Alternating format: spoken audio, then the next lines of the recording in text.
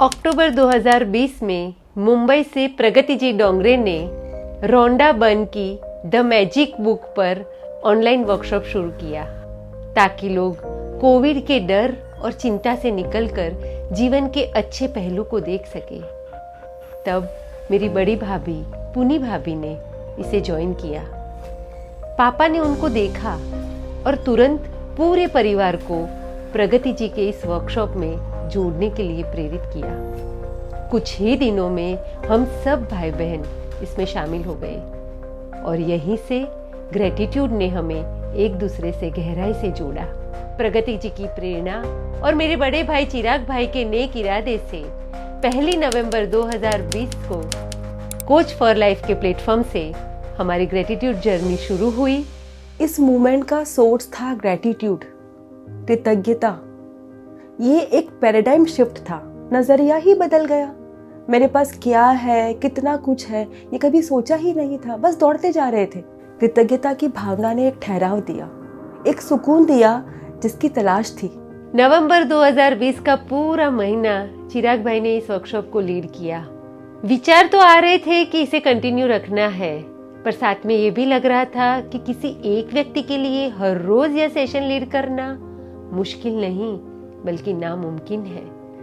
फिर भी हमने सोचा कि इसकी जरूरत समाज के हर एक व्यक्ति को है और चिराग भाई ने मुझे प्रेरित किया कि हमें इसे कंटिन्यू तो रखना ही है। फिर हमने तय किया कि हमें उन लोगों को चुनना चाहिए जो अपने जीवन में एथिक्स और वैल्यू से जुड़े हुए हो और फिर धीरे धीरे हमने लीडर्स ढूंढना शुरू किया। कई लोगों के मैसेजेस आते हैं, कई लोगों के फ़ोन आते हैं कि हमें भी लीडर बनना है। पब्लिक में आना, वाहवाही पाना बहुत आसान है। ये जो ग्रेटिट्यूड लीडर बनने की जो प्रोसेस में से जो व्यक्ति पास होता है ना, बहुत ख़तरनाक वे में, टीम कोच फॉर लाइफ बोलो या मीनलविन बोलो या उनके साथ जो की लीडर्स है वो बोलो, ऐसे कोई नहीं बन सकता है। मैं खुद पास हुआ हूँ, आज भी मैं फील करता हूँ तो मुझे विचार आता है कि for me also it was not easy. मुझे जब 30 दिन के सेशन लीड करने का मौका मिला तो मुझे बताया गया कि सबसे पहले आपको सभी 30 दिन के सेशन को अच्छे से अंडरस्टैंड करके उसके मॉक सेशन देने होंगे, जिसमें कुछ लोग आपके साथ रहेंगे और आपको उस सेशन के बाद फीडबैक देंगे। ग्रेटिट्यूड वर्कशॉप लीड करने का मुझे मौका मिला, तब कहा गया कि 1 महीने तक आपको खुद मॉक सेशन लीड करना है, यानी कि बैकग्राउंड में आपको एक पूरा वर्कशॉप 1 महीने तक लीड करना है, फिर आप पब्लिक में आओगे। और ये बात है 2021 की। 2011 में कोच फॉर लाइफ का स्थापना, 10 साल। अंदर से ऐसा विचार आया कि भाविन, ये लोग क्या मेरी वैल्यू कर रहे हैं। मीनलविन के लिए बोलना बहुत आसान है, लेकिन मेरे लिए इतने समय में मैं कितना कुछ कर सकता हूँ। कितने जवाब, कितने आंसर्स, कितना माइंड में चलता था कि हम ऐसा करें। पर आपको आश्चर्य होगा, पूरा 1 महीना और पार्टिसिपेंट कितने, कभी 4, कभी 5, कभी 8 और 1-2 लोगों के वीडियो चालू, बाकी सबके वीडियो भी बंद। मैंने पूरा मॉक सेशन लीड किया बिकॉज हम लोगों की लाइफ के साथ कोई भी जगह पे खिलवाड़ नहीं कर सकते। I have also gone through the process of practising, और मैंने प्रैक्टिस की, फिर मैं पब्लिक में आया और फिर मैंने वर्कशॉप लीड करना शुरू किया। Welcome welcome welcome welcome welcome. मुझे आज भी अच्छे से ध्यान है, जब मेरा पहला सेशन आया तो मेरे मन में कुछ डर था कि कैसे डिलीवर होगा, इतने लोगों के सामने लाइव सेशन, और वो भी ग्रेटिट्यूड के ऊपर, जिसमें शब्दों से ज़्यादा फीलिंग का इम्पोर्टेंस है, फीलिंग का महत्व है। लेकिन मन में देने का भाव था तो मैं कर पाया। हमारे उद्देश्य को समझने वाले और उसे प्राथमिकता देने वाले लीडर्स कठिन क्राइटेरियाओं को पार करके भी हमारे साथ जुड़े। वे अपनी अनेक जिम्मेदारियां और पर्सनल चैलेंजेस के साथ सेशन लीड करते रहे। सेशन लीड करने से पहले काफ़ी बार ऐसा हुआ है अनकंफर्टेबल महसूस करती थी। जैसे कि बोले तो सिचुएशंस आती थी, सर्दी जुकाम हो गया, थ्रोट इन्फेक्शन हो गया। ऐसे मोमेंट्स भी आए कि इलेक्ट्रिसिटी चली गई। एक बार मुझे 102 बुखार था, फिर भी मैं वो सेशन ले रही थी। वैसे मैं बैठी थी तब मैं कांप रही थी। जैसे रीडिंग का पार्ट खत्म हो तो तुरंत एकदम एक्शन में आके वो एक्सप्लेनेशन देने का पार्ट आता था, पर कौन जाने कहाँ से वो एक्सप्लेनेशन के पार्ट में पूरी एनर्जी आ जाती थी। किसी को भी मालूम नहीं कि मैं फिट नहीं थी। स्क्रीन पे तो मैं एकदम फिट ही दिखाई दे रही थी। देखते ही देखते पार्टिसिपेंट की संख्या मल्टीप्लाई होती गई। जूम की कैपेसिटी 1000 की होती है। सुबह 5:50 के बाद तो जूम में एंटर ही नहीं हो सकते थे। लोगों के जीवन में इतने जबरदस्त बदलाव। कोई सुसाइड की सोच रहा है, उसने अपना विचार बदल दिया। पुराने कई सालों से जो रिश्ते टूट गए थे वो जुड़ गए। सबको ये लगने लगा था कि बस इसी की तलाश है। अब ये सिर्फ एक वर्कशॉप नहीं, मुहिम बन चुका था। जब मैं शुरुआत में सेशन देखता था तो मुझे लगता था कि कितना आसान काम है। एक लीडर बोलता होगा, पीछे कोई सपोर्ट करने वाला होगा और सेशन पूरा हो जाता होगा। लेकिन जब मैं खुद लीडर बना तब मैंने रियलाइज किया कि कितना गहरा और कितना टीम वर्क वाला काम है। मुझे आज भी याद है, मेरा पहला सेशन था और मुझे बोला गया कि आपको 5:15 को लॉगिन होना है।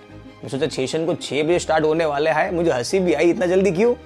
लेकिन जब मैं लॉगिन हुआ तो मैंने देखा कि 6 से 7 लोग ऑलरेडी मेरे से पहले तैयार होकर बैठे हैं। कोई पीपीटी संभालने के लिए, कोई पीडीएफ चैट शेयर करने के लिए, कोई जूम चैट के लिए, कोई यूट्यूब लिंक के लिए। I was shocked.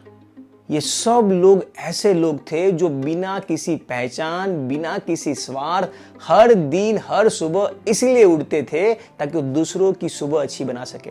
तब मुझे महसूस हुआ कि इस मूवमेंट का असली आधार खाली लीडर नहीं है, बल्कि अद्भुत वॉलंटियर्स है जो चुपचाप ये पूरा सिस्टम चला रहे हैं। हर सेशन में लगभग 25 SOP पॉइंट्स फॉलो की जाती है ताकि हर पार्टिसिपेंट्स को 100% वैल्यू और लर्निंग मिले। सेशन के एक दिन पहले ICL मेंबर्स वाले व्हाट्सएप ग्रुप में मैसेज आता है, कौन सा लीडर सेशन लेगा, कौन स्क्रीन शेयर करेगा, म्यूट अनम्यूट कौन संभालेगा। लीडर को तय समय में ओके लिखकर अपना कंफर्मेशन देना रहता है। इसके बाद लीडर अपनी पीपीटी और पीडीएफ चेक कर जूम शेयरिंग पर्सन को भेजते हैं। सेशन वाले दिन लीडर सुबह 5:15 तक जुड़ जाते हैं। ICL टीम के साथ मिलकर पीपीटी, लिंक और नेट कनेक्शन चेक करते हैं। सेशन के बाद लीडर्स अपडेट देते हैं कि सेशन स्मूथ हुआ या कोई पॉइंट ऐसा था कि जिसमें सुधार की जरूरत थी। हमारा मंथली शेड्यूल पहले से बन जाता है, लेकिन एक बार एक हमारे लीडर का सेशन था और उसी समय वे आउट ऑफ टाउन थे और उन्हें बिल्कुल भी ध्यान नहीं था कि उनका सेशन है। सेशन के दिन लीडर को सुबह 5:15 को लॉगिन करना होता है, लेकिन उस दिन उन्होंने 5:30 बजे तक लॉगिन ही नहीं किया था। उनको कॉल किया, लेकिन कुछ कारण से वो फ़ोन रिसीव नहीं कर पाए। फिर हमने और अलग अलग 3 लीडर्स को 5:30 बजे कॉल किया। उस वक्त ऑन द स्पॉट सेशन लेना पॉसिबल नहीं था और चौथा कॉल हमने राजेश जी भगत को किया। मुझे आज भी अच्छे से याद है कि एक दिन सुबह सुबह 5:45 बजे मेरे पास फ़ोन आया कि आज का सेशन जो लीडर लेने वाले हैं वो किसी रीजन से अवेलेबल नहीं है, क्या आप आज का सेशन ले पाओगे। अब 5:45 हो चुकी है, 5:48 से आनापान शुरू होता है और 6 बजे सेशन शुरू करना है। पीपीटी एंड ऑल सब चीज़ें सेट करनी रहती हैं। टाइम बहुत कम था। मैं सो के उठा था, फ्रेश होना, रेडी होके बैठना, बहुत दबाव था दिमाग पे, लेकिन हिम्मत थी। तो ठीक 6 बजे मुझे ध्यान है मैं स्क्रीन पे था और सेशन बहुत अच्छे से डिलीवर हुआ। जब हमारी टीम बड़ी होने लगी तब हमें यह विचार आया कि हमें कृतज्ञता को सिर्फ कुछ लोगों तक नहीं बल्कि हर इंसान तक पहुंचाना है। और फिर हमने गुजराती में यही वर्कशॉप दोपहर को शुरू किया। ગુજરાતી મેજિક ગ્રેટિટ્યૂડ વર્કશોપ જ્યારે શરૂ થયું અને પહેલું મારું સેશન હતું, મને ઓપોર્ચ્યુનિટી મળેલી પહેલી વાર સ્ક્રીન પર આવી અને હું મારી જાતને ફેસ નહીં કરી શકતી હતી. મને એટલો બધો ડર હતો અને મેં ફિગર સામે જોયેલું જ નહીં હતું કે કેટલા લોકો ઝૂમ પર છે ને કેટલા લોકો યુટ્યુબ પર છે. પણ લાસ્ટમાં જોયું તો ખબર પડી કે 1000 પ્લસ 1000 પ્લસ લોકો હતા. પહેલાં આટલા લોકો સેશનમાં છે એ મને ખબર હોતે तो હું આ સેશન લઈ જ ના શકત. मेरा सेशन था और हुआ ऐसा कि मैं रात को फ़ोन चार्ज करना भूल गई, जिसकी वजह से सुबह अलार्म ही नहीं बजा क्योंकि मेरा फ़ोन स्विच ऑफ हो गया था. मेरे हस्बैंड का फ़ोन भी साइलेंट मोड पर था. और जब हमारा सेशन होता है हमें जूम पर सुबह लॉगिन करना होता है, लेकिन मैं उठ ही नहीं पाई. ICL टीम मेंबर और CFL टीम मेंबर मुझे कॉल्स कर रहे थे, लेकिन फ़ोन ही नहीं लग रहा था. फिर मेरे इन-लॉज़ को कॉल आया, उन्होंने मुझे उठाया और फिर मैं सेशन लीड करने 5:50 तक जुड़ी. यह सिचुएशन बहुत ही एम्बेरेसिंग थी कि कितने लोगों को मेरी वजह से वेट करना पड़ा. मुझे रेफ वाली मात्रा के वर्ड्स जो आते हैं वो बोलने में तकलीफ़ होती है. और एक बार तो पूरा सेशन मैंने स्वर्णिम की जगह पे सवीणम सवीणम कृतज्ञता सवीणम धागा है करके बोला. कृतज्ञता एक सवीणम धागा है. काफ़ी सारे पार्टिसिपेंट्स के फीडबैक आए. वैसे ही हमारे उसमें है लॉ ऑफ अट्रैक्शन यानी कि आकर्षण का नियम. तो स्टार्टिंग में आकर्षण का नियम, तो स्टार्टिंग में तो वहाँ पे भी ये गलती हुई, लेकिन अभी आपने देखा होगा कि मैं तो लॉ ऑफ अट्रैक्शन ही बोलती हूँ. जब मेरा पहला सेशन संडे को था तब उसके पहले से मुझे यही डर था कि मुझे क्वेश्चन आंसर आए ही नहीं या तो कम से कम आए. लेकिन संडे होने के कारण उसी दिन मुझे बहुत सारे क्वेश्चन आए और मैं बीच में ब्लैंक हो गई. मैं क्या आंसर करूं वो मुझे समझ ही नहीं आया. મારા સેશનના શરૂઆતના દિવસો હતા લીડ કરવાના અને એ ટાઈમ પર મને લેપટોપ શરૂ કરતા પણ નહીં આવડતું હતું. એ સમયે અચાનક જ મારું લાઈવ સેશન ચાલુમાં જ લેપટોપ બંધ થઈ ગયું. પરવા મારું લેપટોપ બંધ થઈ ગયું. હું બહુ જ ગભરાઈ ગઈ અને પછી મેં ફટાફટ મારા દીકરાને બોલાવ્યું અને એને લેપટોપ આવીને સ્ટાર્ટ કર્યું. આનાથી એક વસ્તુ મને ચોક્કસ સમજાઈ કે બહુ બધા લોકોનો સપોર્ટ હોય ત્યારે એક સેશન કમ્પ્લીટ થાય છે. कभी कभी तो मुझे ये लगता था कि मैं लोगों को समझा रही हूँ, पर मैं खुद अपने जीवन के लिए ज़्यादा सीख रही थी. पार्टिसिपेंट के प्रश्नों को सॉल्व करते करते मुझे मेरे प्रश्नों के जवाब मिल रहे थे. मेरे दोनों बच्चे टीनेज में हैं और पार्टिसिपेंट के अक्सर सवाल होते थे कि बच्चे सुनते ही नहीं हैं. दूसरों को सलाह देती थी कि उसमें भी तुम कैसे ग्रैटिट्यूड को अपनाओ, पर कहीं ना कहीं मैं भी उससे जूझ ही रही थी. मैं भी बच्चों के लिए ग्रैटिट्यूड नहीं ला पा रही थी. शायद कई लोगों को लगता होगा कि हम जो लीडर्स हैं वो पूरे टाइम ग्रैटिट्यूड में रहते हैं, लेकिन ऐसा नहीं है. हमको भी स्ट्रगल आती है, हम भी कई बार ग्रैटिट्यूड में नहीं रह पाते. बहुत बार ऐसा हुआ है कि मन में समस्याओं का, शिकायतों का तूफान चल रहा हो और उसी विषय पे दूसरे दिन सेशन लेना होता है. या फिर सेशन के दरमियान कोई पार्टिसिपेंट ऐसा सवाल पूछ लेता है कि जो ही समस्या मेरे जीवन में चल रही है, तो जब ये जवाब देते हैं ना तो वो ही जवाब खुद के लिए भी काम कर जाता है. एक समय ऐसा था जब मुझे सेल्फ लव का सेशन लेना था और ये उस टाइम का था जब मेरा पेरी मोनोपोज का स्टेज चल रहा था. मेरे हार्मोनल इम्बैलेंस थे, पूरे मुंह पे 50 से भी ज़्यादा दाने दाने आ गए थे, सूजन, डार्क सर्कल, और ऐसे स्टेज में सेशन लेना. अभी सेशन लेने के बाद जब ख़त्म हुआ तब मुझे पता चला, अरे सेशन तो मुझे पार्टिसिपेंट्स के लिए लेना था, पर ये हेल्प कर गया मुझे. मैंने खुद को ही मेरे लिए ये सेशन लिया ऐसा लगा. इस सफ़र में एक और सुंदर विचार जन्मा, क्यों न हम कृतज्ञता की इस प्रैक्टिस को छोटे बच्चों तक पहुंचाए. लेकिन सवाल था, इसकी जिम्मेदारी लेगा कौन. और तब आगे आए नवीन बच्चावत. ये पूरा टीन मैजिक का आइडिया आया था एक टीन एज बच्ची को जिसका नाम है महक पाठिया. और फिर ये डिस्कशन शुरू हुआ कि इसको बच्चे लीड करें या बड़े लीड करें. और डिसीजन ये हुआ कि बड़ों को लीड करना चाहिए और शायद यूनिवर्स मेरे द्वारा कुछ अच्छा कार्य करवाना चाहता था और मेरा नाम आगे आया. लेकिन फिर जब जर्नी शुरू हुई तो फ्रंट में हम बड़े थे लेकिन बैकग्राउंड में सबके सब बच्चे थे. कुछ नाम में अगर मैं बोलूँ शायद किसी का भूल जाऊँ तो sorry for that. Mahak was there, Nisha was there, Suhani was there, Vishwas था, हर्षा हर्षिता थे, चारवी थी, एरा भी थी, नित्या थी, प्रार्थना थी, फिर मैथिली थी, और कितने सारे बच्चों ने टाइम टू टाइम अपना स्कूल का, कॉलेज का सब शेड्यूल मेंटेन करके रात को रोज टाइम से आना, उसको मैनेज किया था। इनिशियली जब शुरू किया था तो 2-2.5 महीने तक कोई लीडर डेवलप नहीं हुआ था जो लीड कर सके, तो बंद गया था। और रात का जो टाइम था वही हमारा डिनर टाइम था। तो एक तरफ हो रहता फैमिली टाइम, डिनर टाइम मैं मिस कर रहा हूं, और एक तरफ था कि बच्चों को ये वैल्यू देने का कितना सुनहरी मौका है। उसी फोर्स के साथ ये चलता रहा। और मुझे अभी याद है, वो 2.5 महीने बाद मैंने मेरे पापा के साथ, बेटे के साथ बैठ के डिनर किया था। इसमें कुछ लोग जो मुझे खास याद करने वही है जो लीडर थे। पूजा जैन फिर उसके साथ जुड़ी, पूजा अग्रवाल जी जुड़े, उसके बाद अग्रिता जी ने बहुत अच्छे से लीड किया, छायल बेन ने बहुत लीड किया। तो ये सारे लीडर मिलकर हमने बहुत पावरफुली इसको आगे चलाया।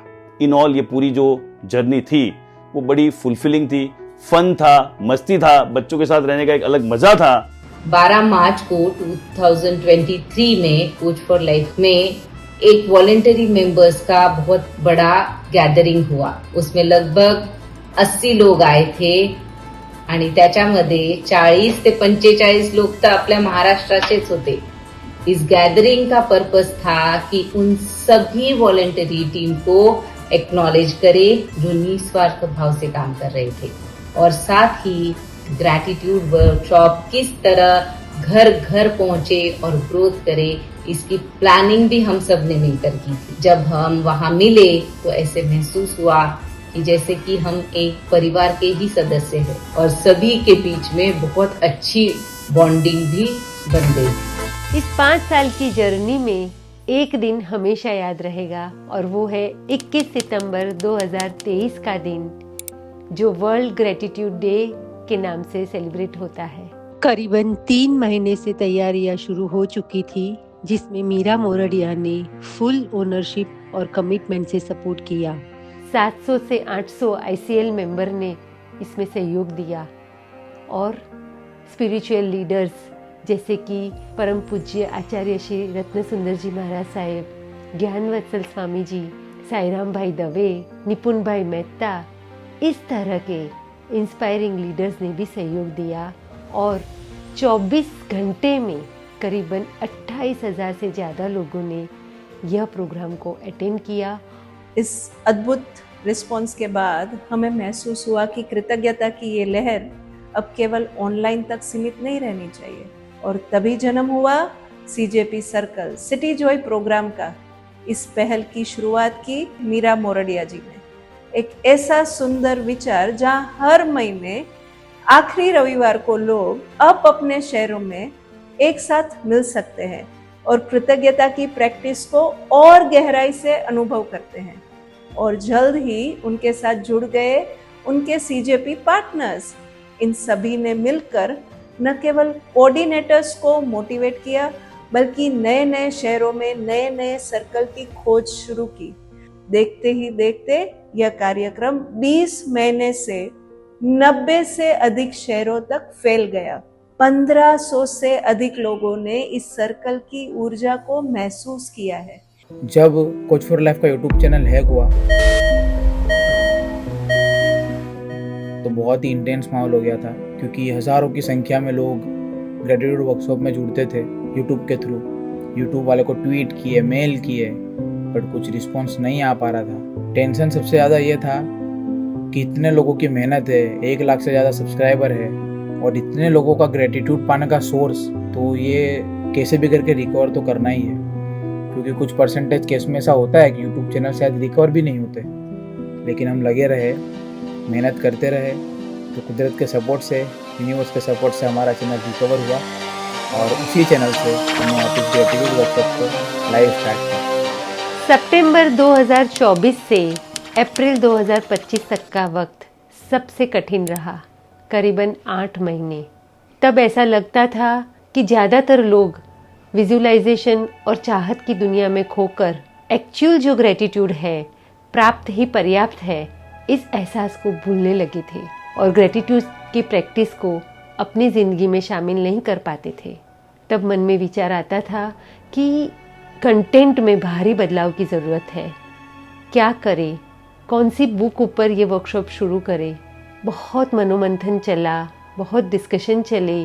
कई बार तो मन में ऐसा विचार आता था कि ये सब बंद कर दे, अब नहीं हो पाएगा, क्योंकि चाहते थे लोग ग्रेटिट्यूड में रहे और काम कुछ और हो रहा था।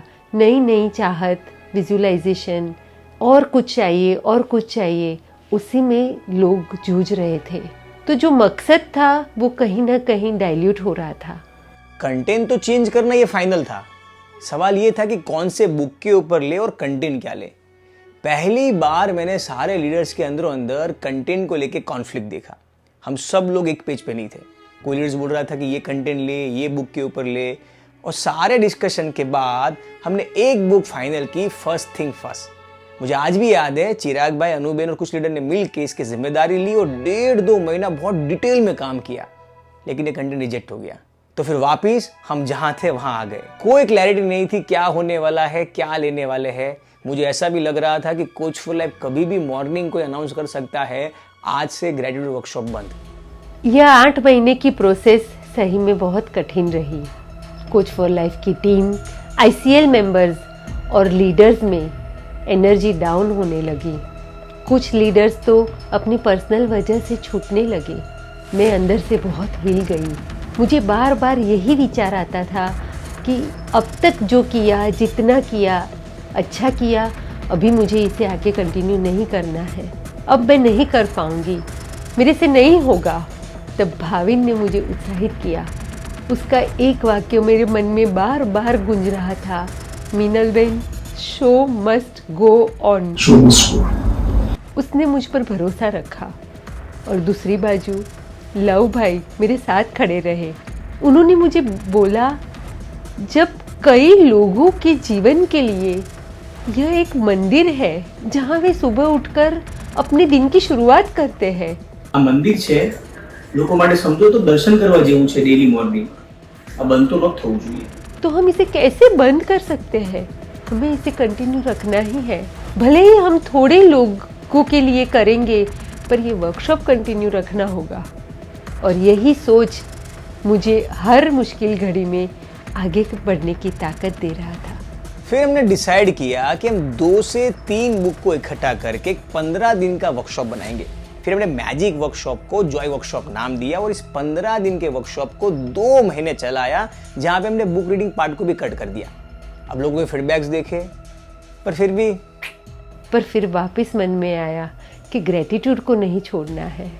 ग्रेटिट्यूड इतना आसान तरीका है और कितने सारे धर्म में कितने सारे महान लोगों ने इसकी बात की है, तो क्यों इसको छोड़े।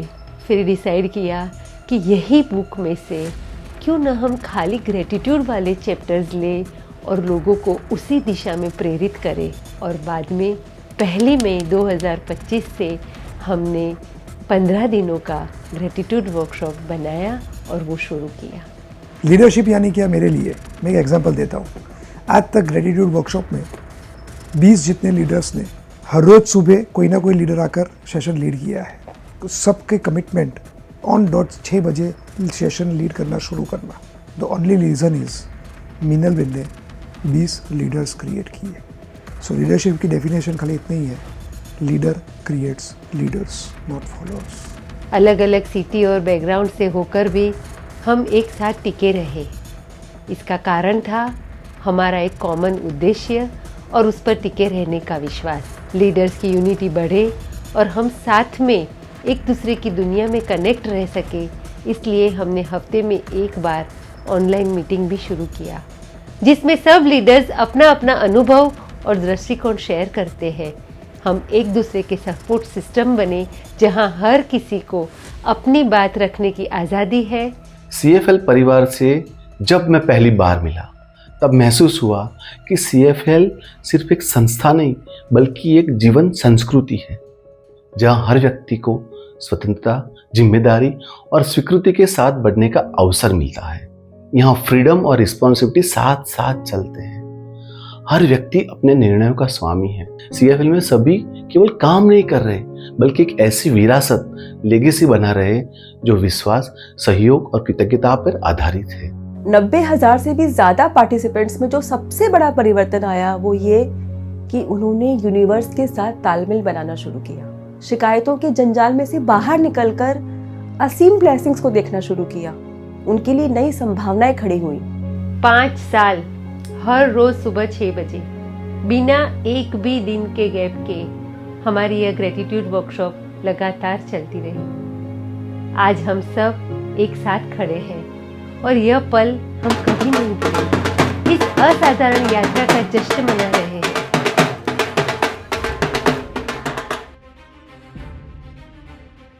जब हमने शुरुआत की थी तो कोई नहीं जानता था कि हम इतनी मंजिल तय करेंगे। हमने तो सिर्फ एक मिशन की नींव रखी थी, एक ऐसा मिशन जो दुनिया में कृतज्ञता के जरिए खुशी, प्रेम, मानवता, सद्भावना और एकता का संदेश फैलाए। हमने यह सफर अकेले तय नहीं किया। मुझे सुन रहे आप जैसे अनगिनत लोगों के योगदान से यह संभव हुआ है। जूम से लेकर यूट्यूब और इंटरनेट के हर सदस्य ने इस सफर को सफल बनाया। हमने कठिनाइयों का सामना किया, लेकिन हर बार एक दूसरे का हाथ थामकर इस वर्कशॉप को जिंदा रखा। यह सामूहिक समर्पण और मेहनत का नतीजा है।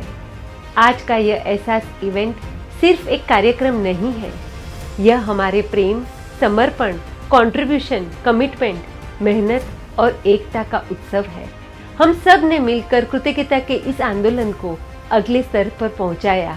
आज हम यह महसूस करते हैं कि यह सिर्फ एक वर्कशॉप नहीं बल्कि एक परिवार बन चुका है, जिसमें हर सदस्य की अहम भूमिका है। हर व्यक्ति जो इस सफर से गुजरा है वह इस सफर का हीरो है। यह सफलता हम सभी की है।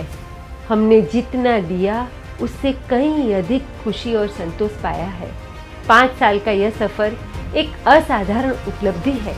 आइए इस शानदार पल को एक साथ जीते हैं और एहसास करते हैं कि हमने मिलकर इतना अद्भुत काम किया है कि हम आज एक परिवार बनकर यहाँ खड़े हैं, एक उम्दा उद्देश्य और एक लक्ष्य के साथ।